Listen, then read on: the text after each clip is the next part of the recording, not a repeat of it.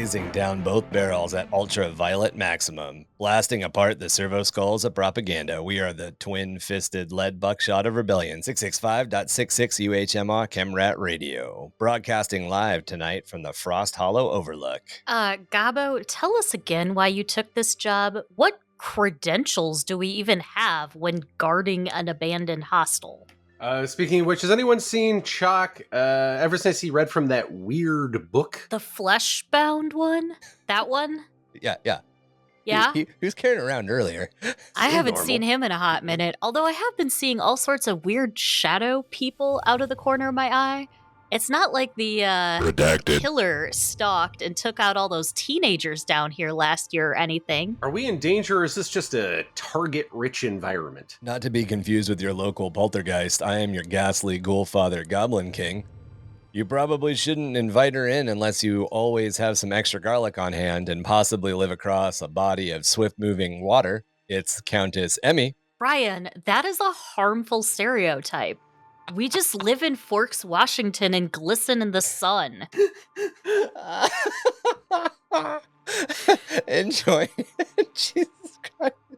I need to regain my composure. And joined by the shambling young Shoggoth of all-inspiring cleanliness and the mopper of madness, it's Drew. So there's Space Dracula and there's Space Werewolf, but is there Space Chud? What did Chud stand for again? Something cannibalistic, underground, cannibalistic humanoid underground dweller. Yes. Okay. I remembered it was something really kind of weird. Oh man, that's another film that you can thank Canada for, by the way. You're welcome. At least I'm pretty sure. That could be some like misremembering or urban legend status. I think it's thing. a trauma film, but I wouldn't be surprised. Oh man. I love the dangerous stereotype. So I don't know if you guys know this. I know that it's been mentioned on the podcast in the past, but I'm from a little tiny town in Washington State called Tracyton. I often just tell people I'm from Bremerton because Bremerton's like the city. Oh yeah, everyone's heard of Bremerton. Bremerton's relatively like there's a Navy base there. It's across. I'm being mean. Yeah, it's across from Seattle. Yeah. Anyway, it's at least like a major city center that's identifiable to people who are from the state, more or less, right? Yeah. Tracyton is legitimately like a flashing light. Like instead of there being a stop sign or there being a stoplight, it's literally just a flashing red light in the middle of an intersection. It's one of those that's towns. Where my grandma lives up north. One of those places. But we're attached to, or Tracyton is attached to Kitsap County. And Kitsap County is relatively, or used to be relatively well known for a place called Silverdale. Silverdale being relatively well known for microbrewing. Not really a thing anymore because now everyone is known for microbrewing. The microbrewing thing kind of like took off pretty massively. So after that happened, people would be like, "Oh, where's Tracyton?" And I'd be like, "So you've seen the film Twilight, right?" And they're like, "Yeah." And I'm like, the place that the bad vampires run away to from Forks is called Kitsap County. Tracyton is in Kitsap County. I'm like, so that's it. If you want to know, it's a little tiny kind of attached to Twilight Town. It's the Volturi, Ryan? I didn't know it. Is that who the like feral bad people are from the first film? That's who the Venturi are, like the aristocrat vampires. Yeah, I thought the they aristocrat were vampires. Oh, I thought they were the ones from like France or whatever. No, these are They're from Italy. Okay, I mean, yeah. These are the like feral, like Washingtonian vampire. The bad guys in the first film. Oh yes, yeah, yes. They run away from Forks High School into Kitsap County, and like that's the name drop of the area of Washington I'm from. I'm like, oh, that meme of. Oh, of course, yeah. Yeah, God, what's his name? The guy who only dates people that are 25 years or younger. Leonardo DiCaprio, and he's like pointing at the screen. Yeah, I've seen this meme. Is that was my moment? Yeah. God, I am too old for Leonardo DiCaprio. Yeah, and I mean, I'm. That's a good thing. Like, it's kind of weird to be like, I'm like 5-10 years younger than him. It's just such a strange... I'm like 5-10 years younger than him, but but definitely not in his like dating age range. Yeah, it's a little weird. I mean, neither am I, but also I've never been to a Diddy party. Not one freak off? You're not on the list? I have been to 0 freak offs. Just to put it out there, I'm a nerd. The video game Final Fantasy VII is too old for Leonardo DiCaprio to date. So, like, anyway. He probably shouldn't play it either. It's not very good. Shots fired. People will have opinions about that. It did come out. The little mini game where you dress up Cloud like a princess. Hold on, I'm bracing for the hate. That one's fun. Firestorm. It is one of the games that I stayed up all night to play in college. Or maybe late high school, one of those, whenever it came out. It would be around, probably late high school. It was late high school for me, so probably be same. Late high school, I feel, is what it was. Yeah, we also did Xenogears all the way through. We did Kingdom Hearts all the way through. I don't know why, but yeah.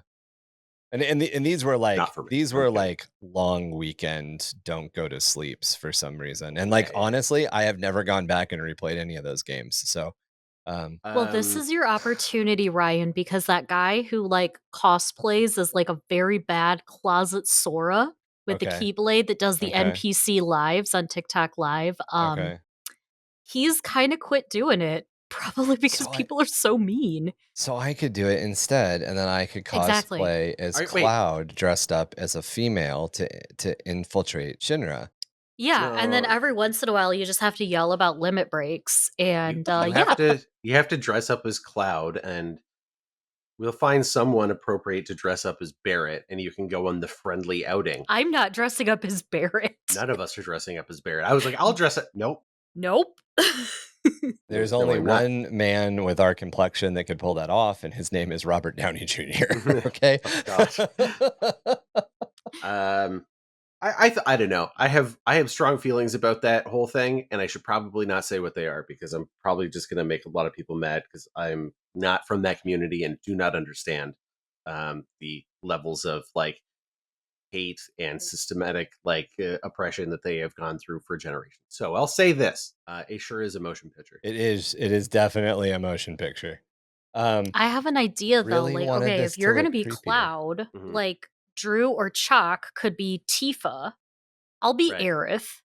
And then, I don't know, we put a wig on Nugget, like a long white one. Oh, Sephiroth. She is Sephiroth. Yeah, absolutely. I love it. You can dress up as Vincent. He's the other edgy edgelord. He's like the vampire guy who got his own game. He's a vampire. True. Yeah. Anyway, I just feel like I could do an Aerith okay. Oh, yeah, 100%. You could do it. I'm just saying, if you wanted to get in on the edgy edginess. Yeah. Oh, yeah. Absolutely. If you want to wear like an outfit with more zippers. Zippers is always the answer. See, like Final Fantasy VII is the beginning of the zipper and buckle era of Final Fantasy. Yeah.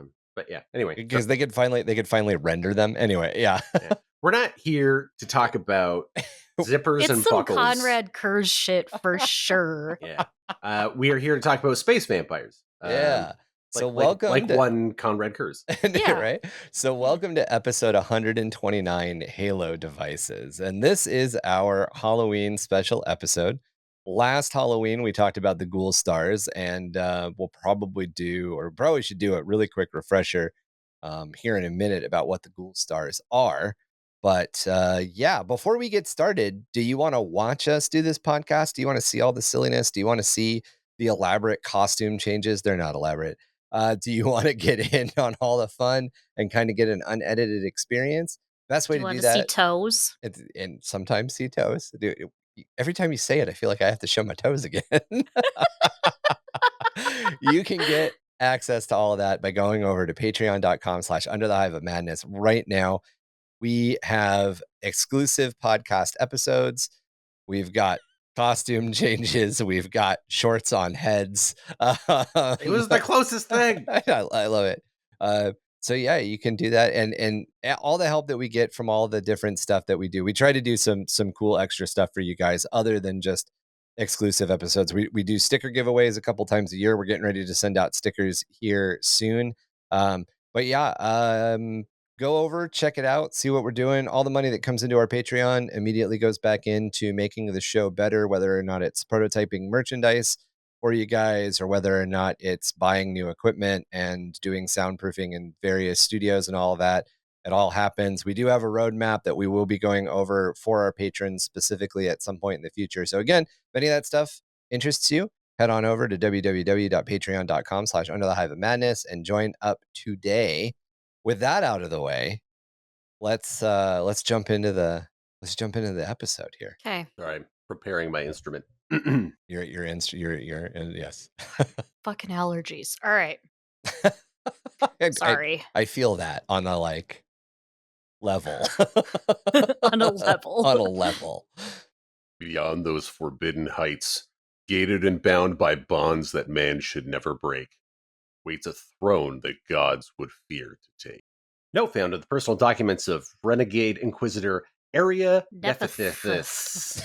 That's too many consonants. It's playing on hard mode. Yeah. I think it's Nephthys. Nephthys. Yeah, it would be like Nephthys. Nephthys. That's right there. Yeah. I know. For those of you who are part of Patreon, it's right there. Like literally, the quote is at the top of the page that we're showing. Anyway, he wrote it down. Yeah. Halo devices, also known as Halo artifacts, are devices that are known to a select group of arch heretics, recidivists, and the Ordos of the Inquisition. Recidivists is probably one of my new favorite, in the bucket of $5 words, by the way. I like it. A recidivist is a criminal who continues to do crimes. Yeah. I'm so glad we have a word for that other than the sentence I just said. So when, for example, when we talk about the efficacy of jails in those who study crime and true crime criminologists. Yeah. One of the things we talk a lot about is the recidivism rate. So the recidivism rate in countries that have really, really, really high penal populations tends to be very high, because it turns out if you jail a lot of people, typically that doesn't work out well for anyone, really. Unlike the Imperium of Man in Warhammer 40k, instead of creating a penal planet and then penal legions and then using penal labor to handle a bunch of different things, you should encourage rehabilitation efforts. Yeah, rehabilitation. Not something the Arbites are. No. The Scandinavians, the modern day Swedish, they've really got it right. Finnish prison looks like a fucking vacation. Recidivism, because holy shit, turns out that once you've committed a felony, it's really fucking hard to integrate into society again. Yeah. And it's always in the best interest of for-profit prisons. Sorry. Oh my God. This is not the podcast. This is the wrong podcast. But however, I am... to link it back to Warhammer 40k, once again, it's in the benefit of the penal legions to continue to reoffend. Mm-hmm. They were discovered in the millennia past by explorators and rogue traders of antiquity that ventured into certain areas of the Halo stars where the devices get their name. These explorers returned from those regions with these devices, along with tales of corpse stars and disturbing picked records of dead Xenos worlds. Before we go on further, yes, for everybody who's tuning in that's perhaps played through Space Marine 2 and looking to learn a little bit more about the lore, how would you describe the Halo stars to somebody who's not super familiar with the setting? I think I go into it here in a second, but as a really quick overview, and sorry if we cover it here in a minute, guys, but as a really quick overview, the Halo stars are essentially the most outer ring of the galaxy. They're the oldest stars born in the galaxy. They've been pushed all the way out to the very edge of the Milky Way, and they're split up into several different regions. One of those regions, the region that Halo devices come from, is actually the Halo stars region of the Halo stars. Because stop me if this sounds confusing. Yeah. So it would kind of be like being in, for instance, a lot of times there's a county, and then inside the county there's a city that bears the same name. It's New York. County it's seat. like New York and New York, right? Yeah, essentially. Yeah. We've got like you've got New York City, New York County, and you've got New York the state. The Right. Halo Stars has got all of that. So we get the Essentially. Halo Stars, and then the area that they often refer to as the Halo Stars, and inside that is the Ghoul Stars. Yeah. Ah. There's the Technically, ghoul. the Halo Stars are all the way around, but the Yeah. Halo Stars region that the Imperium sort of has labeled is a specific spot. And there's Yes. the Halo Scar, and because it's got Yeah. its own little It- mini maelstrom kind of thing. But the Milky Way galaxy is a spiral arm galaxy. So are you saying that on each spiral arm, because of the gravity of these dead stars, they're like pushed to the outer edge of the spiral arm? It's essentially the stuff. Okay. Yeah. It's essentially the Okay. stuff that's as far out as possible on the spiral arms. Yeah, if Got it. if the And galaxy is a disc, it is the edge. the way that Warhammer 40k deals with the galaxy is they deal with it like a plate. And like realistically, if we could look at a cross section of our galaxy, which we can't, but if we were able to look, if we were able to send something far enough out and turn the camera back towards us, everything that like mathematics and like gravitational understanding has taught us is that it essentially would be an elliptical plane. And that's one of the Yes. things that 40k deals with a lot. As an example, the Carcharodons operate above the elliptical plane. So they actually are in space above the galaxy, in like interstellar space, and they come down into the galaxy when they need to do things. The Tyranids are attacking from both above and below the elliptical plane. And when we talk about Abaddon attacking Terra in the Siege of Terra, Abaddon, and this is actually why the Carcharodons are up there, Abaddon comes from above the elliptical plane. So the way that 40k kind of deals with everything is, and a lot of this has to do with like the confines of tabletop gaming, is like the galaxy itself is a ocean. So think of a disc world that's entirely an ocean. The Halo stars are the there be monsters region on the edge of the map. Yes. Um, Okay. and the reason they're called the Halo stars is because they halo the entire galaxy. There's a ring of them all the way around. Okay. I could see an argument for calling them the Corona stars since there isn't a region specifically called the Halo stars, but like I can see why they did it. So the artifacts in question, the Halo devices, defy analysis by tech augury and are nearly impervious to age or harm. The corrupt amongst the Imperial's masses long ago discovered that some of these Xenos devices could grant eternal life through a dark transformation of body and mind. The body is restored to youth as the passage of years no longer weakens the flesh. Other Halo artifacts were found to possess stronger and greater powers, their unholy potency behind the rise of the number of infamous art heretics from this region. As the centuries passed, these artifacts were sought by masters of the occult and became legends amongst the power hungry, associated with dire heresy and corruption. A few of these artifacts have changed hands, often at a price calculated in a weight of millions of thrones. Like these are amounts of money that are not things that we can understand. That is a lot of space bucks. Yeah. Yeah. And to be clear, just like, when we've talked about economies and everything in the past in world building, when we say a weight of thrones, we don't actually necessarily mean people are trading imperial thrones for them. They're trading whatever the local currency is. But the way that the Imperium balances everything is like how many bushels of space wheat equal a throne? And like Right. that's that, you may not be paying a throne, you might be paying a quasi buck or whatever, or credit or whatever your planet's system actually is. But Yeah.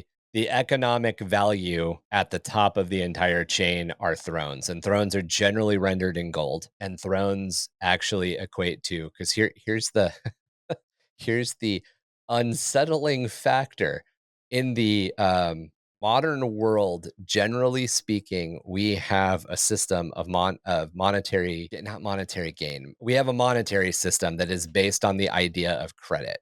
And that's because at a certain point, relatively recently, historically speaking, everybody had either a silver or a gold standard. And now we literally have essentially a debt standard, a debt in gold and in silver that the nations of the world trade.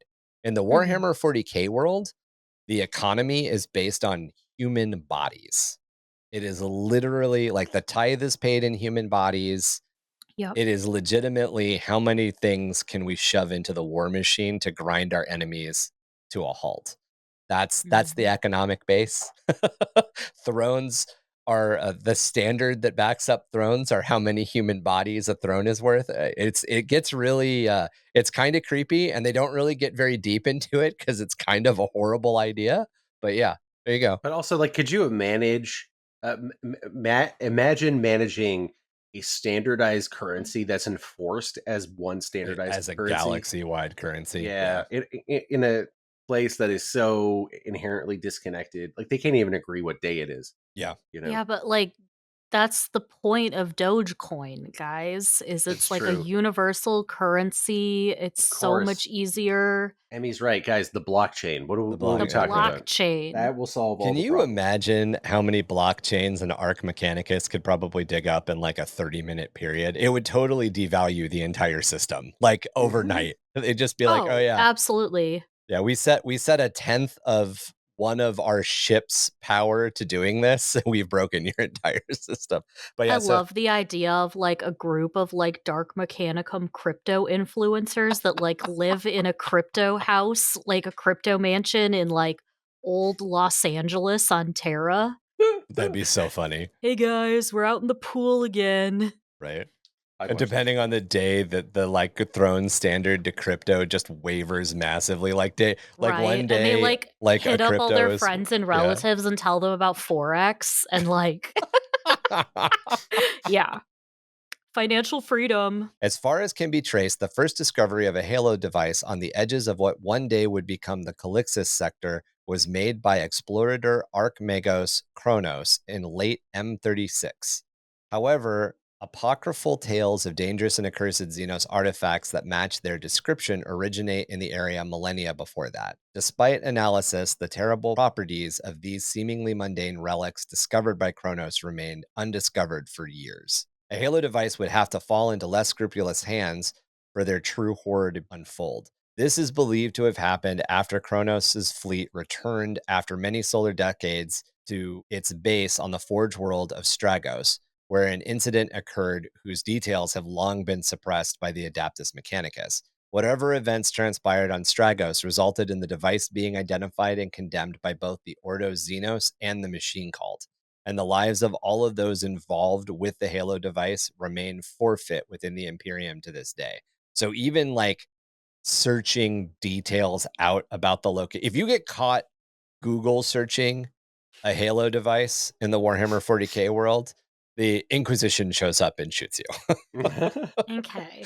Also, like, you know, it takes a lot to get any member of the various administrative factions within the Imperium to agree on anything when they're both like, no, these got to go. Or like the Mechanicus are like, what a mysterious device that like augments a person's biology. It does what? No, it's got to go. Yeah, like, even the Mechanicum was like, oh, we kind of like where this is. Nope. Wait, what? Whoa. The threat posed by Halo devices was known when Lord Militant Golgina Agavin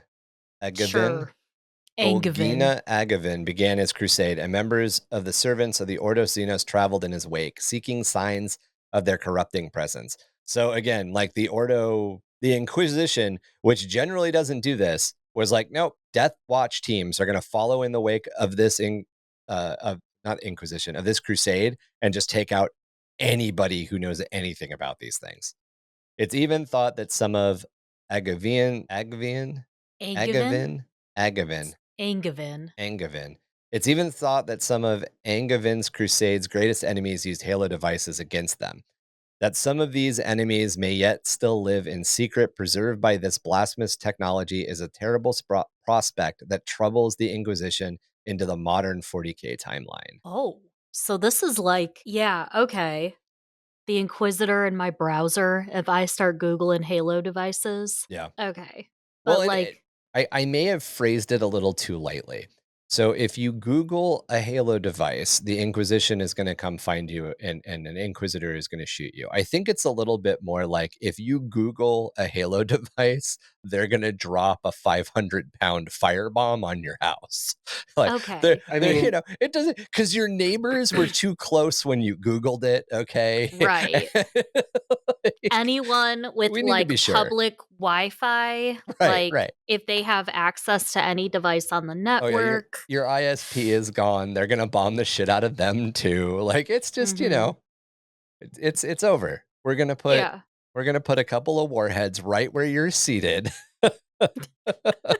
What may also happen though is before they do that, they may first kidnap you and everyone you know and torture you until you reveal how you even learned about this thing in the first place. And like, just imagine too, like, obviously there's probably some checks and balances to it because Halo and device are not exactly uncommon words that couldn't be put together accidentally in thousands of other circumstances. But that's kind of the power and the fear of these things.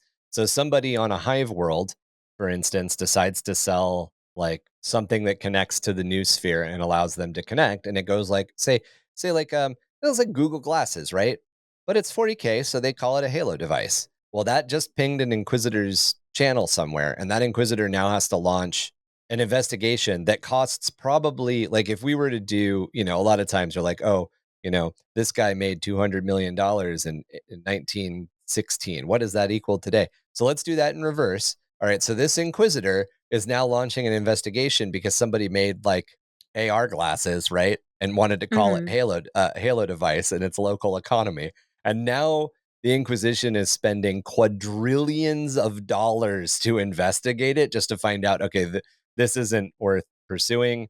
Have the administratum issue them something saying that they cannot trademark Halo devices. They need to come up with a different name. But still, there has to be, that entire chain has to happen. I do really like the idea, though, like that there's just like federal agents outside of in the manufactorum, like ready to go.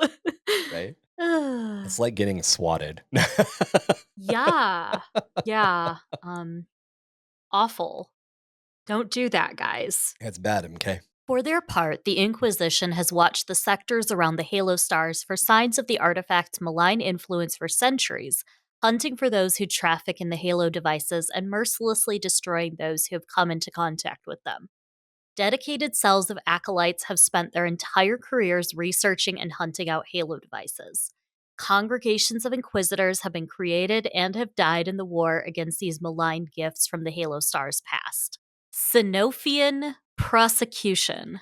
Concrete evidence of the effects of the Halo devices is frustratingly rare. Still, the earliest confirmed instance of conflict with the artifacts came on what was then the frontier world of Xenophia Magna, roughly 100 Terran years before Angavin's crusade. During what became known as the Xenophian prosecution, Lord Inquisitor Ozymandias Ruthven destroyed the heretic scion of a great and wealthy mercantile house of Xenophia. The heretic's name was judged to be so reviled that it has been expunged from all records. The arch-heretic, whose influence ran through the Segmentum Obscurus, even to the borders of the Segmentum Solar itself, was said to possess unnatural powers and could not die. The crimes and secret atrocities committed by this foe of mankind and his forces were so grievous as to merit execution, not only for himself and his close associates, but also for all his house and its vassals. Holy shit. Right. It became clear during this prosecution that the heretic was not, as first suspected, a demon worshipper, warped mutant, or witch. Instead, the heretic's body was a hideous fusion of polluted human flesh and a xenological artifact that had become so much a part of him to be indistinguishable. One apocryphal source claimed that Inquisitor Ozymandias had to hurl his bound enemy into the heart of Xenophius' son, destroying him utterly. Couldn't even kill him, had to throw him into the sun. That's pretty extreme. That's pretty extreme. That's how I want to go, though. At the same time, you gotta wonder, was that because it was needed, or was that because the Inquisition just kind of extras a couple of steps? Sometimes they get a little carried away. Die. I'm sure, he kind of Lucius the Eternal'd his way into some power armor, as they were trying to execute him, but didn't really work. So I think yeeting into the sun was necessary. the way to go. Move. Yeah. Okay.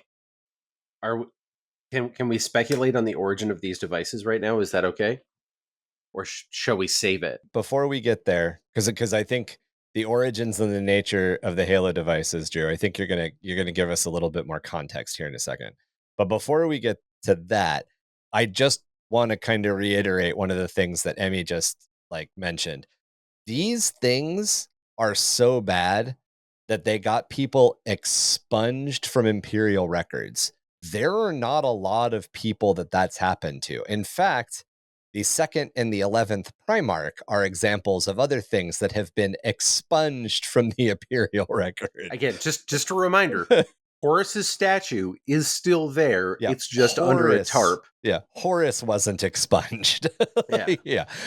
So there is definitely a level of we do not want this information getting out. It's almost as if the information itself is dangerous.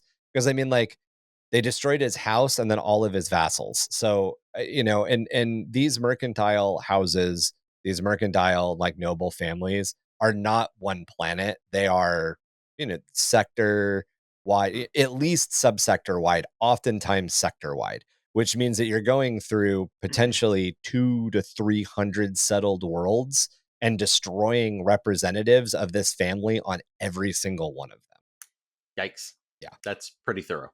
But it's pretty intense. What does that remind you of? Like, I'm just saying, to me, they're painting a pretty clear picture. Look, we all know that for a long time, there was a drive to transpose some of the ideas from fantasy into 40k before they whole hog said, no, we're just not going to do that at all. But right. Like, it felt like we talked about this a little bit in another episode we did where we talked about the classic universal monsters, but this is all very vampire. Like, yes. The Catan were definitely coded as vampire, but were like more fanciful and more like heady sci-fi. This is more like dark sci-fi. Like it's literally got fangs. Yeah. Again, the other thing is like it transforms and prolongs the life of its user, and then they have like an uncontrollable hunger and thirst, and it like warps and twists them. It feels like they were looking for a modern comparison to vampires or 40k, sort of like they're trying to transpose that idea. Yeah, 40k. It's a grimmer outlook at vampires. It's a much grimmer outlook at vampires. And this is kind of the vampire fiction that I like. I'll get more into that a little bit later, but the sparkly pony vampire stuff doesn't really appeal to me that much. I like my vampires to be monsters. But Ryan, it's ho ho ho season. I don't know if you knew that. Right. Oh my gosh. The origins and nature of the Halo device. Halo devices get their name because they come from worlds within the regions of space known as the Halo stars.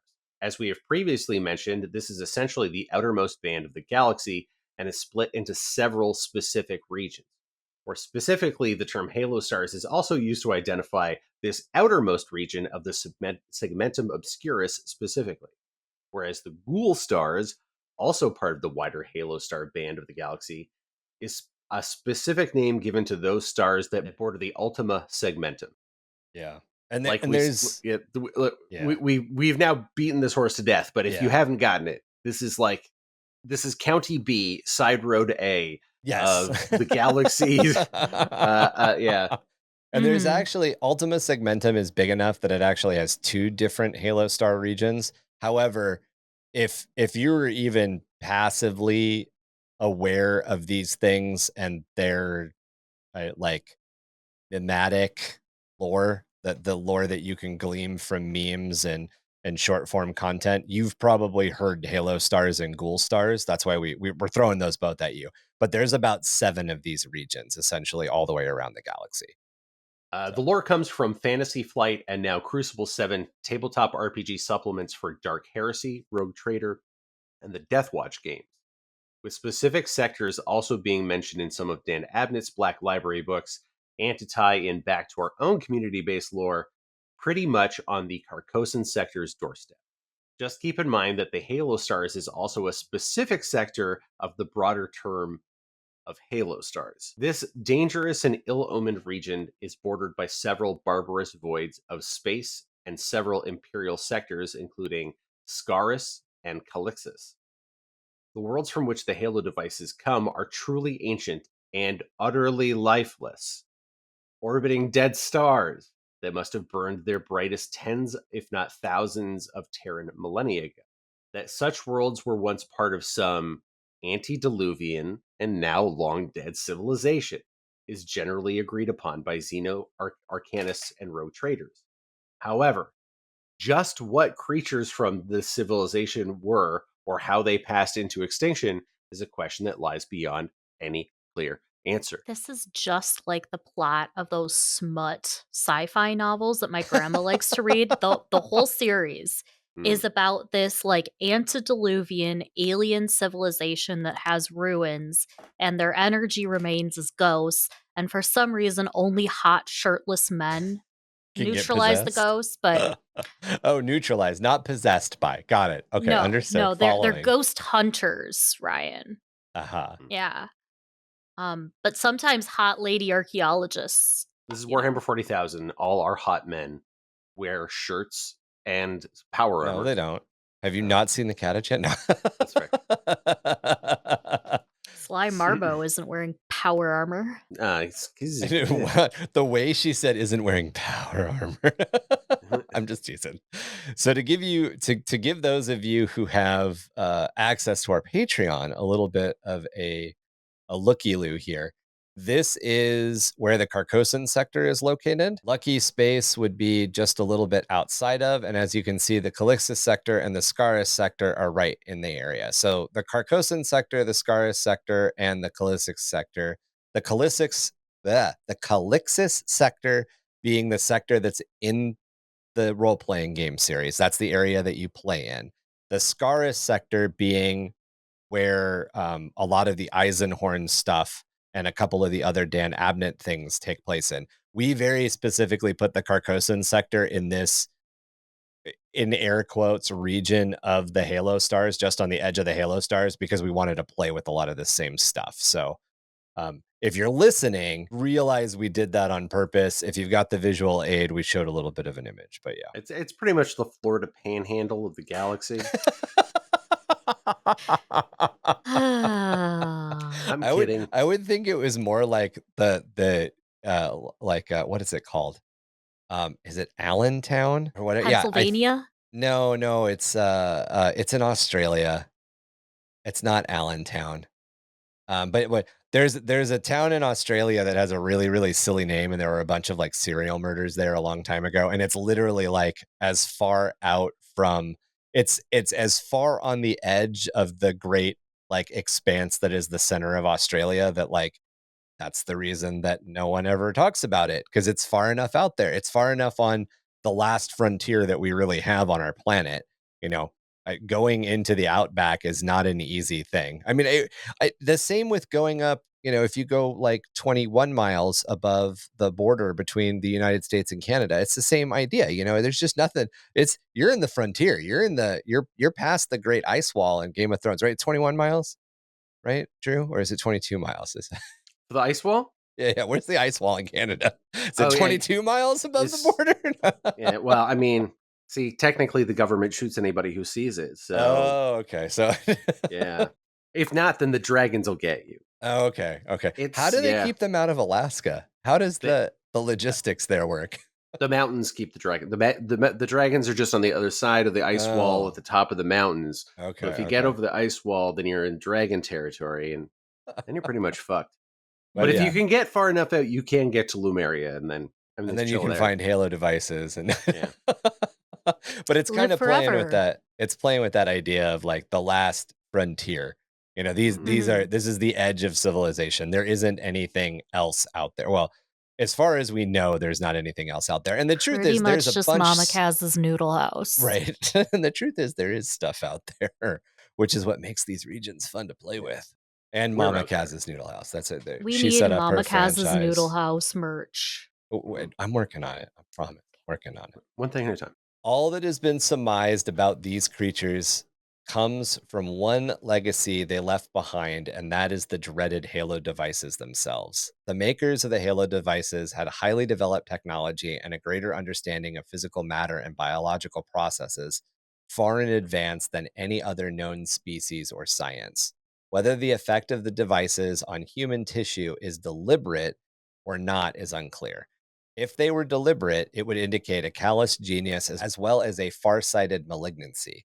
If the effects of the devices are accidental, it speaks of a terrifying power that could cause such by a byproduct unrelated to whatever their true purpose was. Usually found buried in the decayed basalt beers. How do you say that? Beers? Beers. Basalt. Basalt beers. Basalt beers. Did I say bath salt? You said something, but it wasn't basalt. I don't... Usually found buried in decayed basalt beers and shattered cyclopean ruins of their maker civilization, which have long since suffered the erosion of ages. The devices themselves are always implicably untouched by the effects of time. They come in many forms, from the smooth Carbuncular talisman, okay, to strange miniature trilobite-like fossils, curios, and sinister orbs that feature fluid and glossy surfaces. All share a strange metallic feel, defy analysis by auspex or any other scanners, and are nearly impervious to harm. Indeed, any force sufficient enough to breach one will also destroy it, making exploratory acts worthless. What is known of their effects are half-truths and stories passed down across the millennium. Many strange and unreliable fragments of lore surround them, as there are many different forms the devices have taken themselves.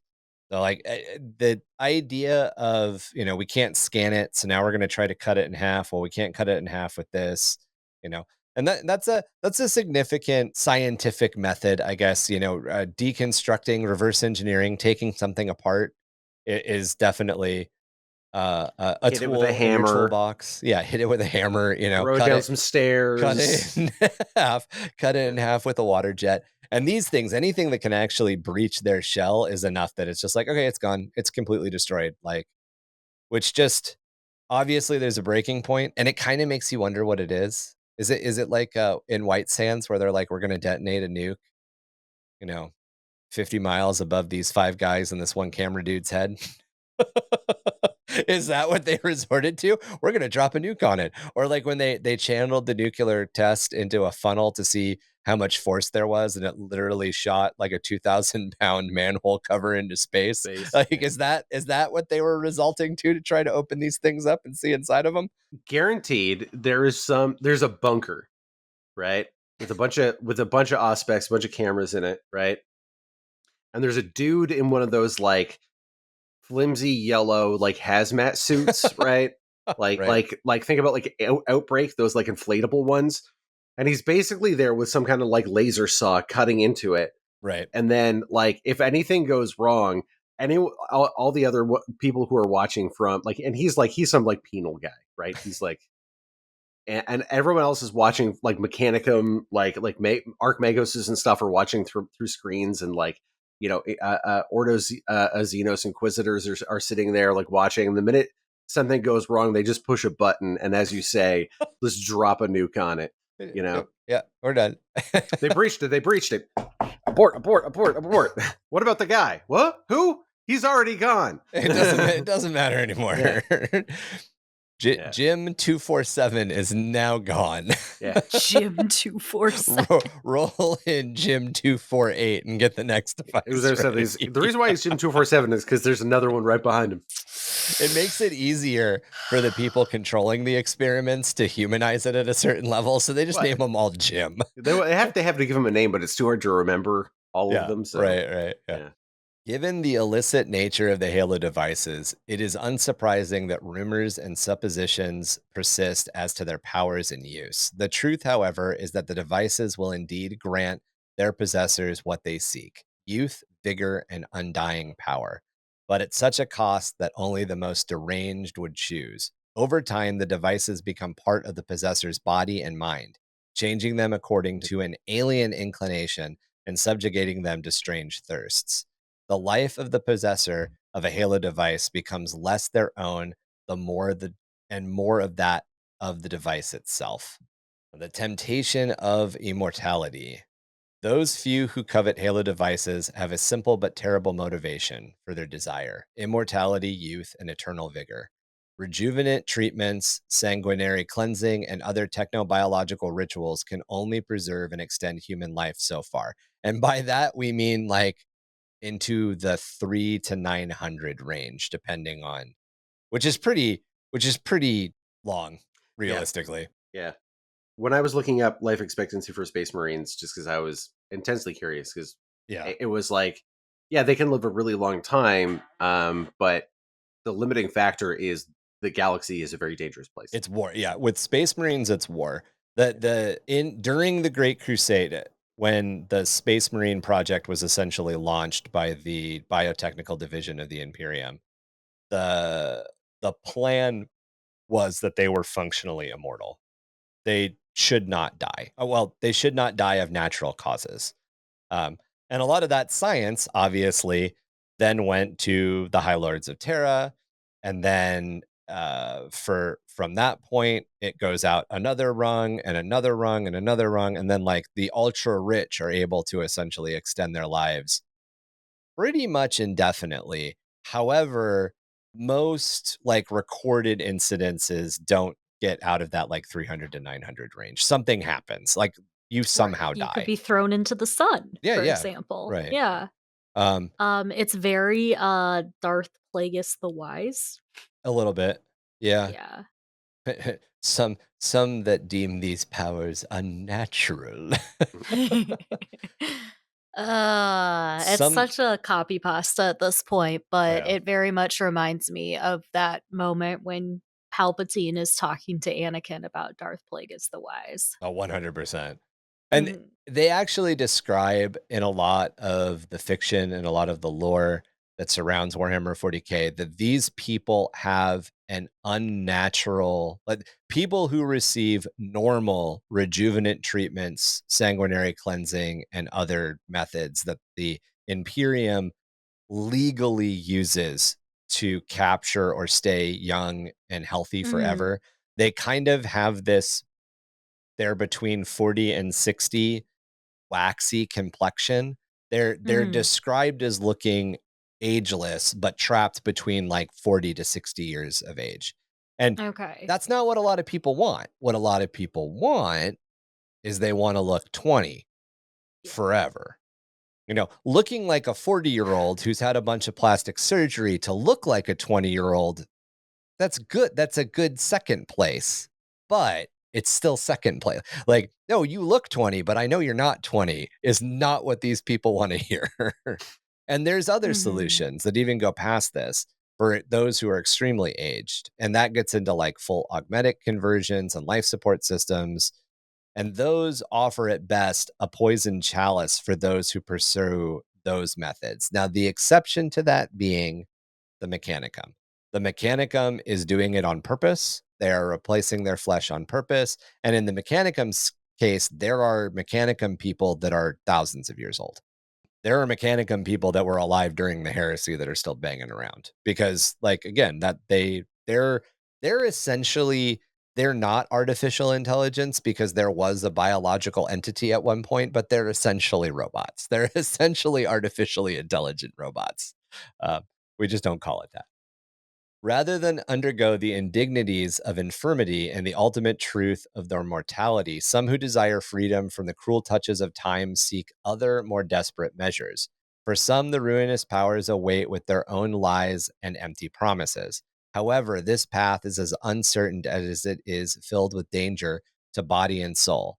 Others, wealthy, ruthless, and sufficiently well connected, may seek other means, turning to half rumored mysteries of ancient human science and the works of Xenos for salvation. And that's kind of where we get into Halo devices. You're starting to play with things that you don't understand. And sure, it works. You know, you're a 90-year-old who's had like a couple of rejuvenant treatments and you put on a Halo device, and we're going to get into what happens. It's going to work. It's going to make you feel like $1,000,000. However, not necessarily. Well, we're getting there. I don't want to jump But too far again, ahead. it continues to be very reminiscent of like the much sort of like more grim dark or darker interpretations of vampires.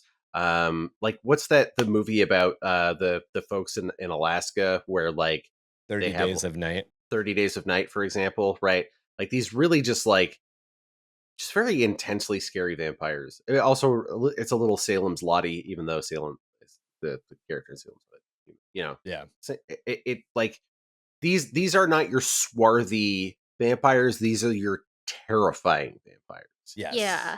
If you're watching the video version of this, we've got some visual examples that have been up throughout the episode. And yeah, this is not the Forks. We're vegetarian vampires. Mm-hmm. This is Yeah. not Bella and Jasper and Alice and Edward. Mm-hmm. This has always been my favorite type of vampire too. At least as far as like a monster. Like I'll be very forthcoming. My introduction to vampires was Bram Stoker's Dracula, followed almost immediately by Anne Rice's Interview with the Vampire.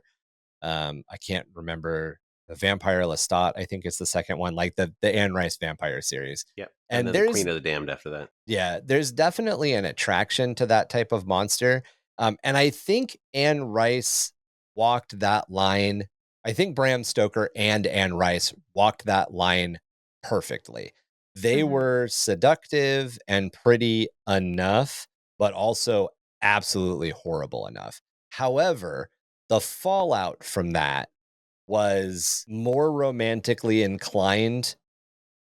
The further away from Anne Rice you get on a plotted graph chart, the less dangerous, the less fangs the vampires have, and the more romance the vampires have, like on an increasing slide. And by the time I was into writing fiction, the very first monster I ever made, and this just kind of goes back to the fact that I was in my 20s. Don't judge too hard, but they were called feral vampires. And feral vampires essentially was the idea that like it's going to rip part of your body off to get as much blood into its system as fast as possible, because it's a predator. It's not going to seduce you. It's going to come out of wherever it is. And I wrote a short science fiction story where basically some soldiers were supposed to go clear out a nest of feral vampires. And like one of the sequences that I write is it rips one of the sergeant's arms off of his socket and then just like shotgun beers the body. Like, I mean, I described it much better than that in the story, but I really kind of became more enamored with the idea of a vampire as monster rather than vampire as traditional monster, not vampire as in like Norman Bates, not Norman Right. Bates. What's the character's name in American Psycho? Norman Bates is the psycho one. Psycho one, yeah. Yeah, I know who you're talking about. But yeah, but essentially less of the like I'm a well-dressed, well-mannered person who can be psychotic, and more just like, no, I'm an animal and my job is to eat you. Mhm. But anyway, and that's kind of more what these are. It's same with like D&D vampires. A D&D vampire can walk out onto a battle, and same with Warhammer fantasy battle. They can walk out onto a battlefield, an old battlefield with no forces, and just like raise their fist and close it in front of them, and thousands of undead will rise from the ground and become their army. And that's such a more interesting vampire to me now. I want So that. back in the good old days, when we had vampire counts, the Yeah. vampire counts came from different houses or Yes. bloodlines, which was very Vampire the Masquerade. And the ones that these are most reminiscent of are the Strigoi. Yes. Remember the Strigoi? They're Yeah. like the ghoulish, like they're the ones that look the least human. They're essentially if you want to go back to the example you just brought up of Vampire the Masquerade, this is the Nosferatu clan. Yeah. Mm-hmm. Yeah, exactly. Yeah. They're like gangly and terrible. They're not passing for human, and they will eat you. This is also very reminiscent if you've seen the film, the TV series Midnight Mass, the Mike Flanagan show. Yes. Like same sort of thing. Like where like you get us like as people become more vampire, the more terrifying. Like they have this overwhelming hunger, and they just get more and more warped. The further from like humanity, the further from your humanity you get, the worse yeah. And the same with Salem's Lot. I mean, you just brought it up, but the same with the Salem's Lot vampire. Like he doesn't look human for a very good reason, but yeah.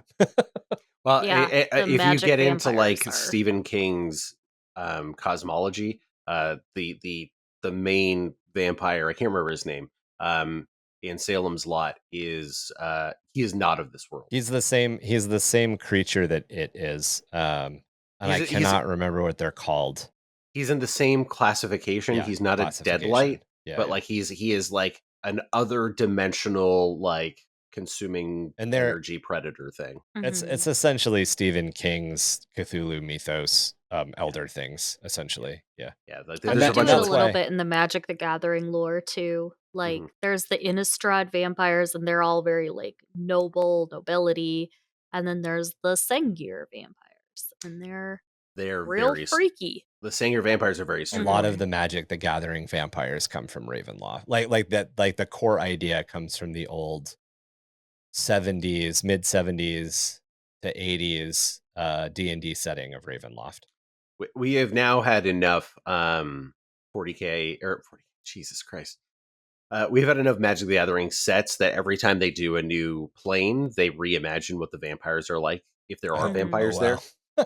So So we they're not have the because like Innistrad was definitely just like it was the two classes of vampires from Ravenloft. It was the Savage Yeah. Coast, yeah. yeah, But there's yeah. the Sengir vampires from Dominaria, and they're very like kind of grotesque, like Nosferatu like vampires.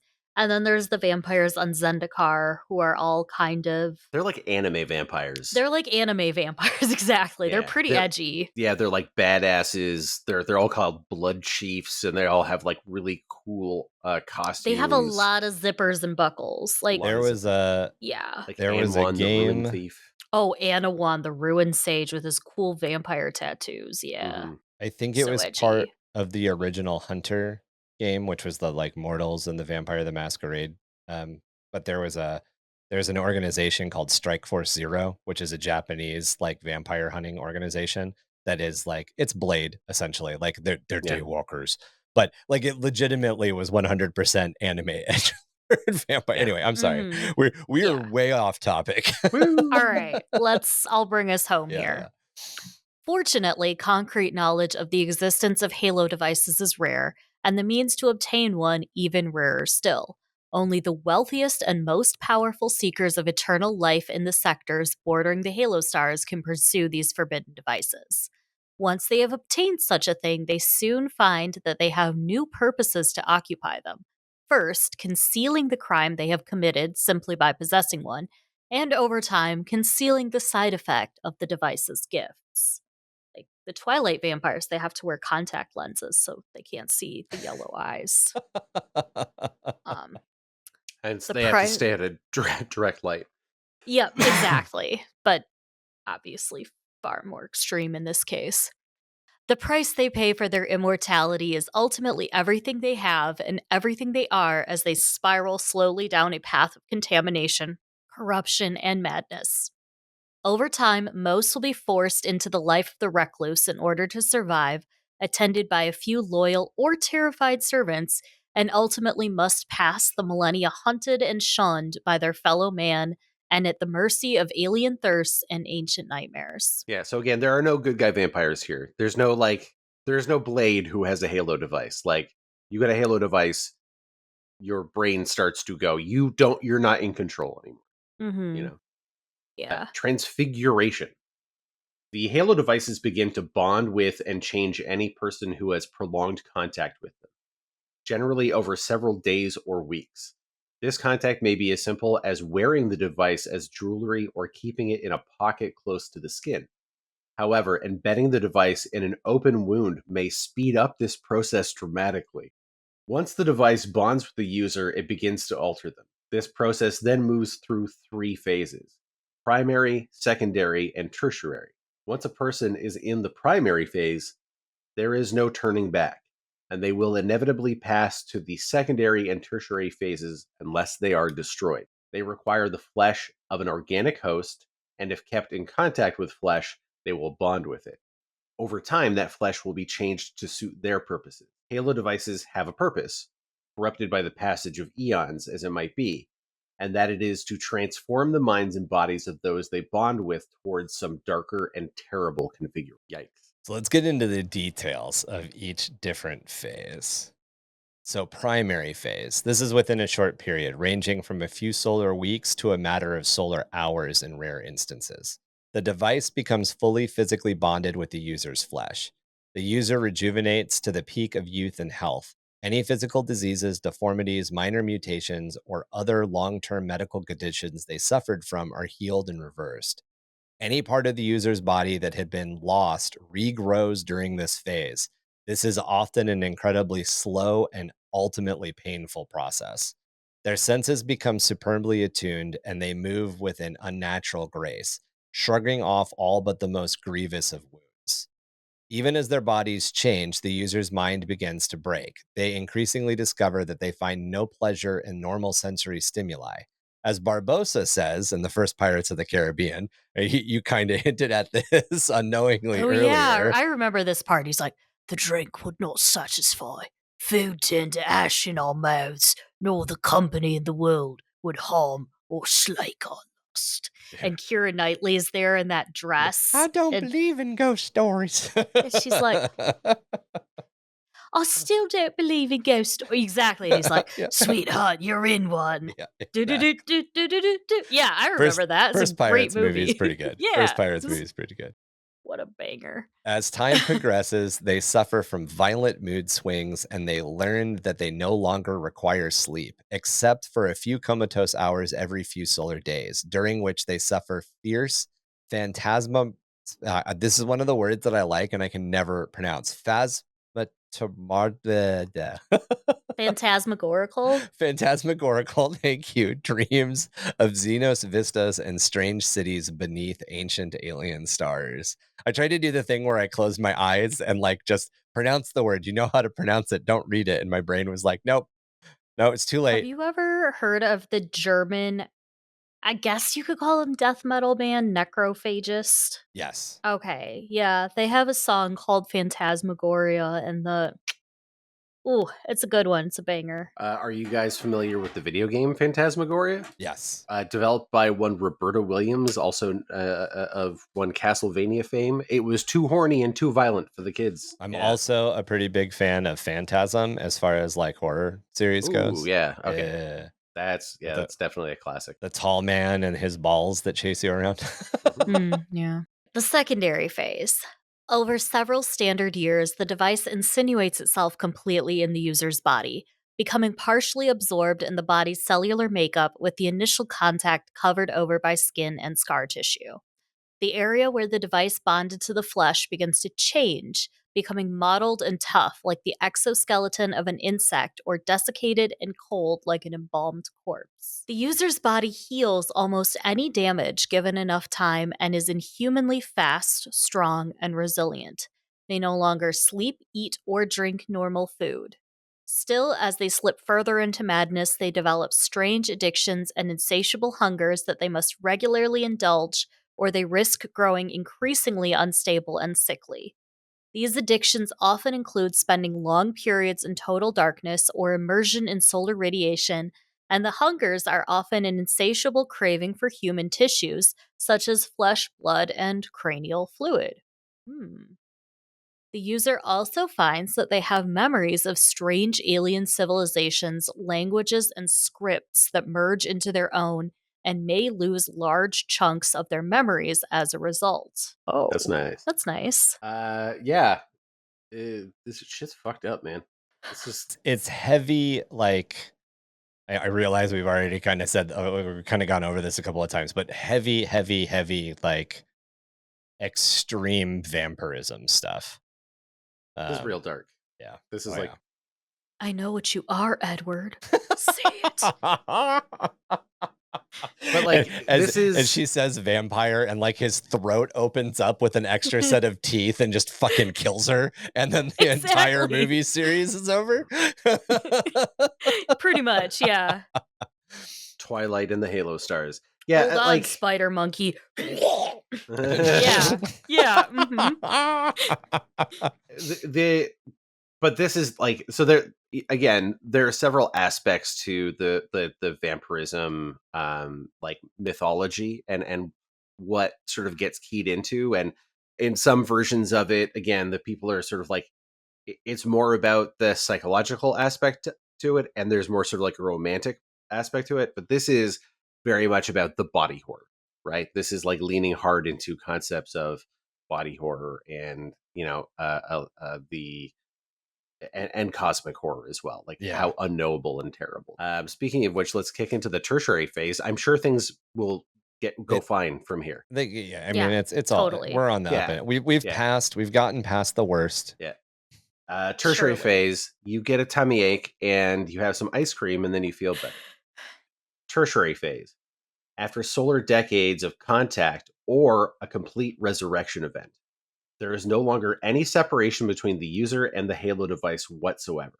Their body becomes precipitously altered, remaining humanoid but no longer human. Instances of burning, radiant eyes, corpse-like flesh, distorted, gaunt features, mottled or armored hide-like skin, and even a fine beetle-like carapace have all been recorded, and almost invariably, the fingers of the hands transform into long talons of exposed bone. The thing that was once human is now so strong it can rip a man's head from its shoulders with casual ease, survive the touch of the void, and, it is said, may even return from death.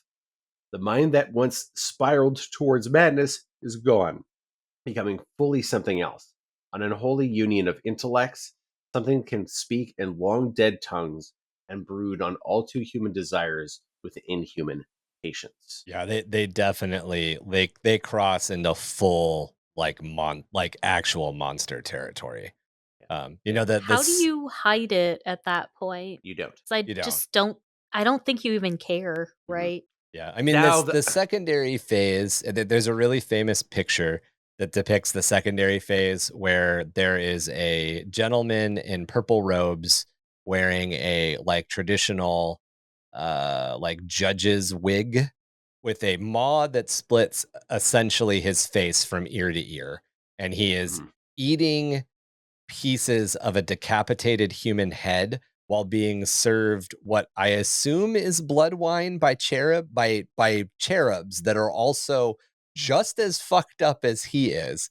And I think even at that level, you're not really trying. I mean, you're trying to hide, but you're not really trying to hide it. You're hiding it with power and influence. How are you doing that? Nobody gets close. How are you doing that at all? It has all come flooding back. The Strain.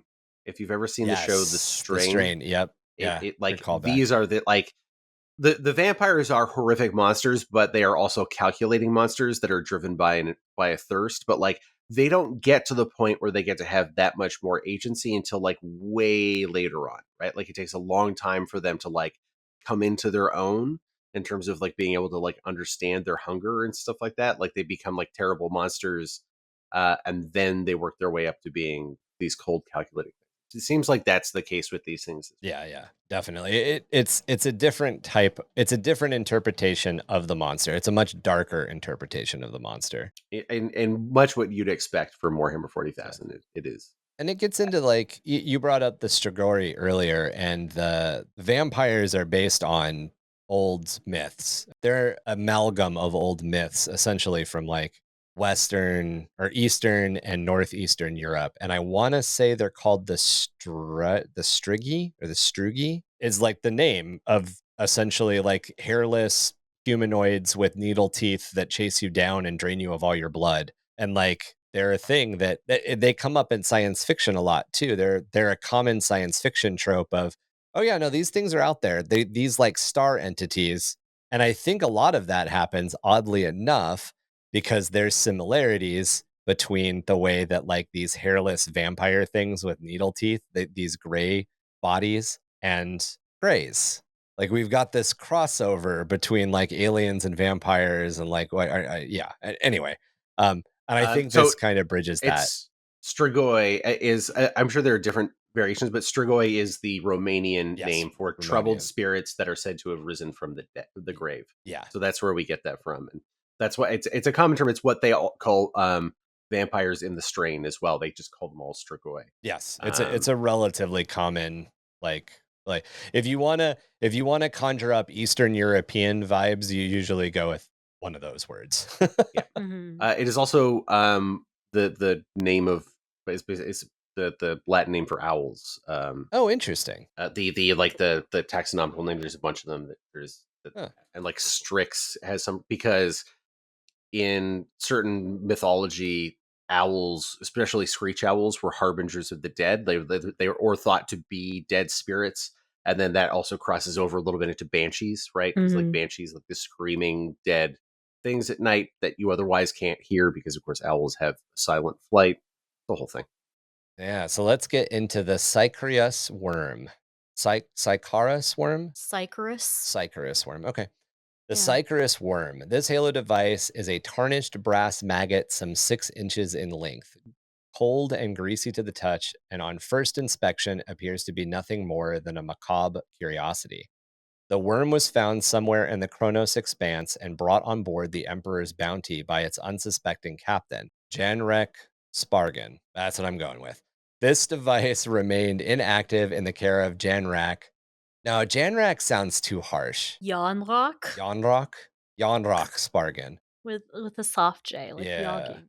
This Yeah. device remained inactive in the care of Yanrock for much of the return journey to the Calixis sector until his navigator, Orden Ort? Hirt. Until his navigator, Orden Hirt, examined it. As soon as he touched the cursed artifact, it sprang to life, clawed its way onto his face, and latched onto his third eye. Jesus Christ. Drinking deep from the link that he had to the warp, the worm infused Orden with an unnatural power and dark alien desires. Compelled by the worm, the navigator would vent much of the ship's atmosphere into space, killing hundreds of crew. Using the worm's power to animate the dead, he would use the warp puppets to try and take control of the ship. A bloody struggle ensued in which most of the remaining crew, including Captain Yanrick, right? Yanrick? Captain Yanrick. Yanrock. Oh my God. Were Yanrock? killed. Though the few survivors could not kill Orden or destroy the worm, they managed to scuttle the vessel, preventing him from taking full control. The Emperor's bounty was left drifting in space, and Orden had no choice but to bide time and await a chance to escape. Can you imagine it crawling up and like biting like your normal? I imagine your third eye is slightly more painful, but yeah, just this is a scene I want animated. I want to see the like guys that did the animation for the Dead Space anime. You know what I'm talking about, right? I Mhm. want to see them animate this scene. I want that like Aeon Flux anime crossover style of this worm just like jumping off his hand onto his face and biting his fucking eye. I need it. So here's where this my theories, and we'll get to that, about what I think the origin of these devices are, and I'm still not. This still doesn't discount it, but the fact that it like is able to manipulate something into using the warp Mhm. is interesting, Yeah. right? Yeah. Because there are some species that just don't touch the warp. So, like for example, the Tau. Tau definitely not behind this one. I mean, you never know. Maybe Taudis primicus, the Sidicus did. After its disappearance, information about the bounty's location was found and bartered to the rogue trader Sarvis Tarsk, who received a writ of claim to recover and salvage the Emperor's bounty for the Administratum. Arriving on board a gun cutter from his ship, the Sovereign Venture, Sarvis and his crew were soon attacked by Orden and his warp puppets. Unable to do any damage to Orden, who was protected by a force field, they were then cut off from their gun cutter. They managed to escape into the depths of the ship, where they were soon contacted by survivors of the original crew. After meeting up with the bounty's survivors, Sarvis realized that as long as the ship's Geller field was inactive, they would not be able to put a stop to the worm's power or escape the ship. Thinking quickly, Sarvis and his crew made their way to the ship's core cogitator and awakened the bounty's machine spirit. With the Geller field reactivated, the worm's power was weakened and Sarvis was able to kill Orden.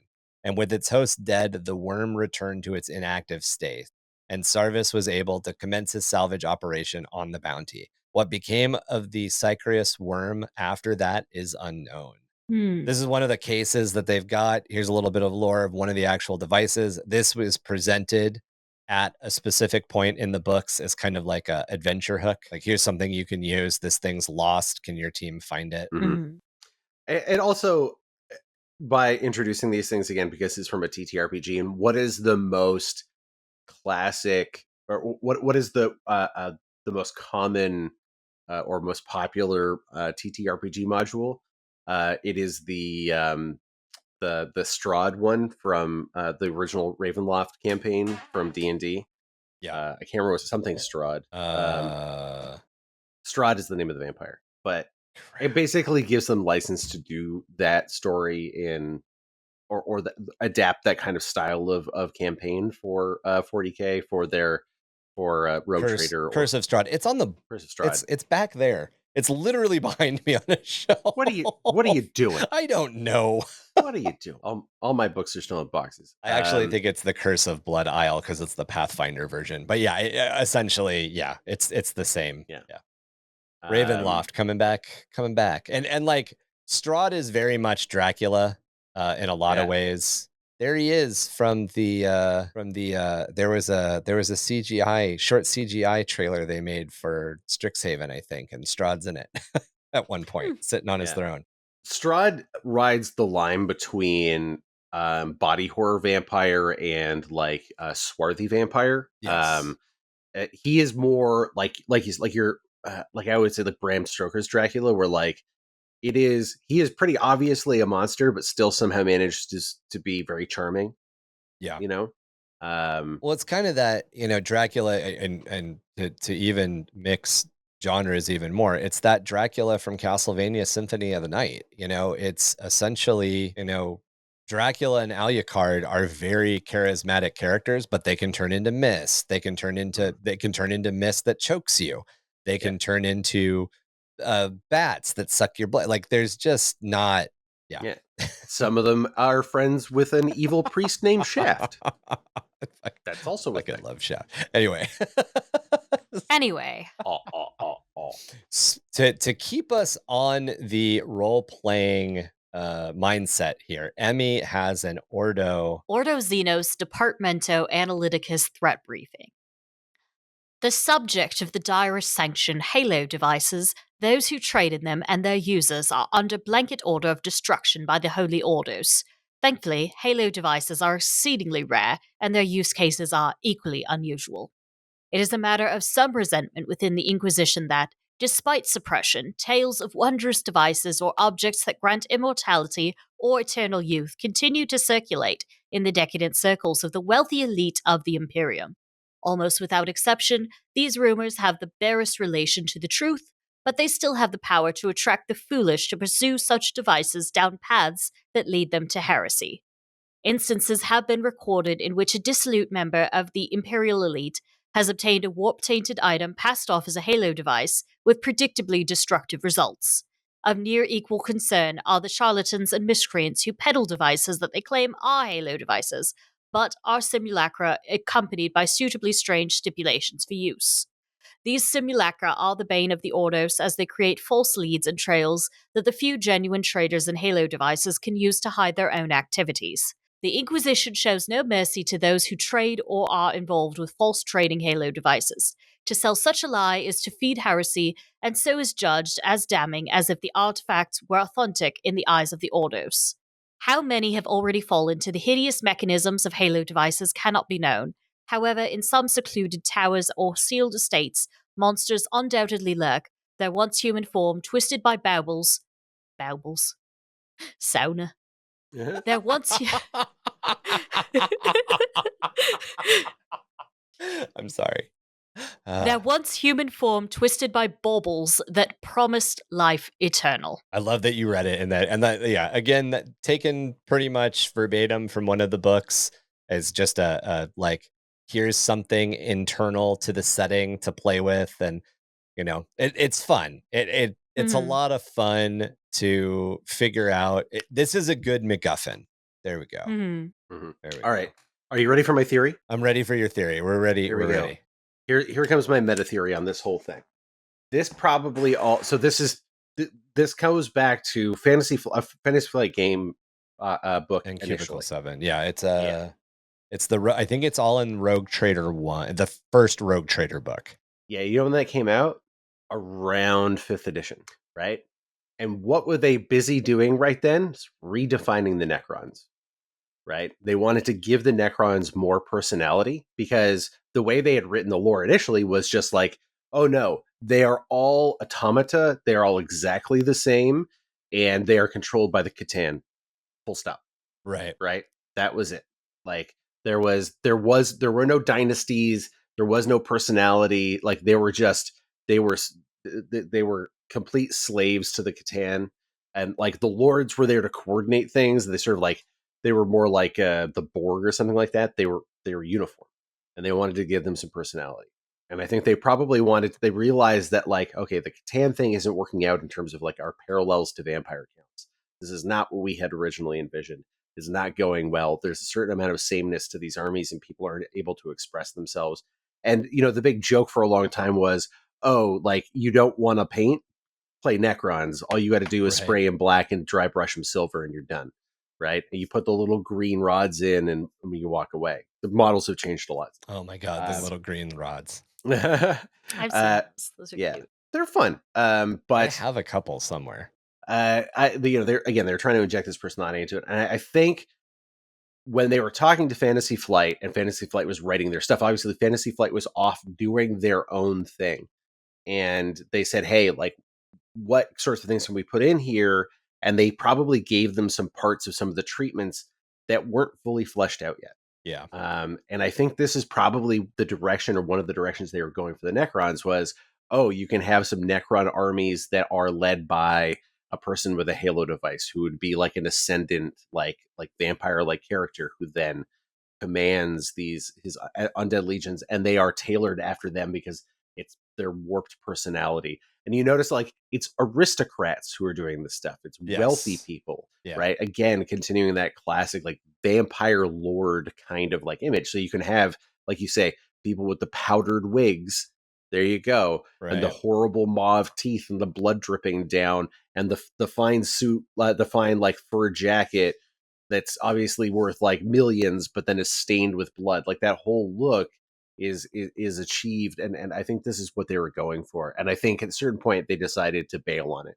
Yeah. But otherwise, these things have all the hallmarks of like Necron-y kind of stuff. Yeah. Right? Like there's nothing that Necrons have that does exactly this, but it is a technology that is so advanced. And also they're from planets with dead stars. I feel like that's another kind of indication. Yeah. And I feel like the door is still open, right? If they want to do this, they still can. I feel like there's definitely something there. A really big caveat, and this is what we'll end on for the episode. A really, really big caveat with the content that was produced by by Fantasy Flight that was then acquired by Cubicle 7 is that it exists in a weird, like Legends-ish hazy area. And the reason I use Legends is because like when GW decides to like get rid of a character or get rid of a unit, they move it to Legends. You can still play with it, but it's not technically legal. And that's kind of where this stuff is. Now, the fact that a lot of it got renewed under Cubicle. So here's the caveat to this. Maybe this is a better way to start. A lot of the Fantasy Flight stuff took the spirit of Warhammer and some direction and ran off 100 miles an hour in one direction. And at a certain point, G-Dub had to be like, hey guys, slow the fuck down. You're essentially writing lore that contradicts or rewrites or gets rid of or stuff we don't want to do. Right. Some of this that has survived into republication under Cubicle 7 kind of indicates that because Cubicle 7's licensing with GW is a little more stringent, it kind of suggests that some of the stuff that survived like into the third printing of these books is actually lore. But it like semi-canonizes it a little bit, right? Like, big caveat on this stuff, most of the lore that we went over in today's episode does technically come from outside of Games Workshop. And as Drew said, it's definitely based on notes from Games Workshop, but we don't know if it was literally like a Jess Goodwin napkin like sketch and then they went nuts, or if they gave them like a partial treatment. So just kind of keep that in mind. It's really fun to talk about things like the Halo devices because they're neat. They fit in the universe really well. It's a definite huge horror flavor. And as we've said many times in the podcast, The galaxy is big enough that you can go off into your own little pocket and do whatever the fuck you want. And this is a fantastic example. But with that said, don't get into a really long argument with people about lore using anything we just talked about as the Halo devices as like 3 source material, because it's not. It comes from a different publisher set in the same world. And from one source book. Yeah. One source book. Yeah. Which source book? A little bit. There's a mention in Dark Heresy. And then there's more information in. Let me pull up the part of my notes that I have sources in. I think they introduce it in Rogue Trader. Yeah, it's introduced in Rogue Trader, but I sourced Dark Heresy is an expansion of Rogue Trader, is it not? It's the other way around. It's the other way around. Dark Heresy, Disciplines of the Dark Gods. You can find some information between page 97 and page 103-ish. One of those pages is an art piece, which is why I've got 96 question mark to 103, but it's in that range. And then Rogue Trader Core Rulebook talks about them later on in the book. I want to say it's probably around like page 350-ish. And then the worm is from one of the campaigns. It's a blurb from one of the campaigns. So that's kind of your source information if you want to go back and look at these. I believe all of it made it into the republication by Cubicle 7. So if you've got access to the Cubicle 7 books, you'll be able to get to it as well. A really good bundle, by the way. If you can find the RPG bundle on Dark Heresy and Rogue Trader and Death Watch, there's a mega bundle of all 3 of them. That the worm comes from a Death Watch book.